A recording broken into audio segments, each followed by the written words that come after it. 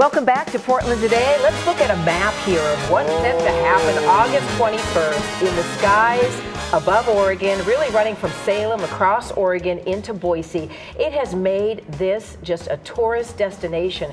People scooping up hotels, campsites, trying to find a spot to best observe this solar eclipse. Well, big news here. The Oregon Parks and Rec Department has opened up 1,000 additional campsites. They go, I guess, up for reservation tomorrow. So we have Chris Havel here from Oregon Department of Parks and Rec to tell us how to snatch up one of those sites. Oh, I don't know. It's going to be very competitive. I don't know if there's a secret trick to it or anything. Really? 8 a.m. tomorrow. Actually, to make it easy on everybody, you ought to do your homework now to figure out which sites might work best for you along that path, so you're not doing that tomorrow morning. You have a website we can go to, is that correct? Yeah, and we can look at the campsite options. Yeah, go to OregonStateParks.org and we've got a map there that lines out everything. There are some sites inside the path where you'll get the full eclipse experience, and others that are just outside the path.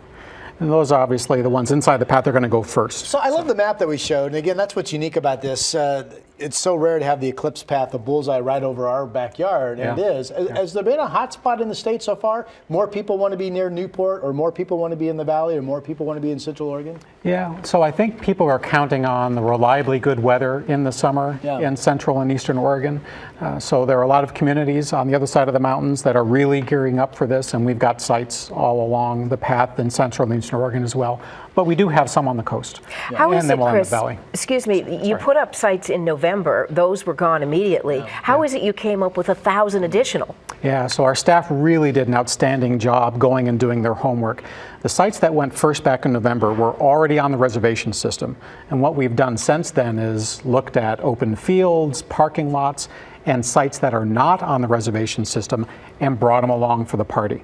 So that took a lot of homework. I know you have dry and wet sites. The difference there. They've all been wet sites lately, I might add, but we're hoping for dry sites. I've never heard it put like that. The dry sites I've heard. So yeah, we've got sites that have full services for RVs, and then we've got sites that are designed for tents. And those are in established campsites. And then we've got hundreds of other sites that we've added that are just dry camping. They don't have any services, no picnic table, no fire ring.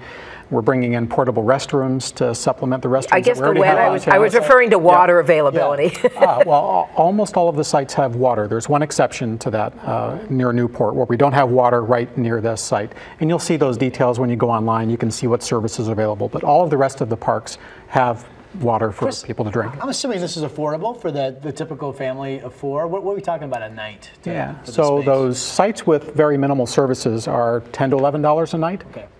Sites with RV services are $30 a night, and then there are some sites in the middle in the $20, $25 a night range. We are requiring a 3-night minimum when you make a reservation, trying to keep people off the roads on the day of the eclipse. That's going to be really congested out there. So this might come as a shock, Chris, but I have not camped before. Do you have any advice for a first-time camper? Yes. Ever? Wow. First, you need to give us a call, and we'll set you up, and we'll get you out camping before the eclipse so that you're not surprised by what you find. Yeah, for the sites where we have an established campsite, it'd be good to talk to a friend about getting yourself set up, like what should you pack. But things like mosquito repellent, ironically enough, sunblock would be important, even though you're going to an eclipse. Hairdryer not necessary? Well, we do have power at most of our sites. So yes, depending on what your standards are, it's obviously high. Right? Toothbrush. Yes, good. But water, games for the kids, because you're not going to be there for a couple of days, and if you're sort of not used to independent play and going out and enjoying the outdoors, bring some stuff along to play with. You know, I have stayed in your beautiful site down, gosh, I can't think of what it's called, a beautiful park there, but you have cabins.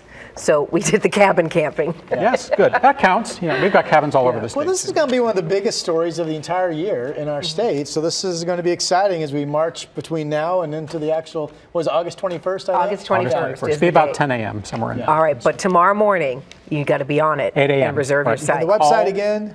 Yeah, it's OregonStateParks.org, or you can call 1-800-452-5687, but online probably faster and better for you. All right, Chris, thank you so much. Appreciate it. Thank you.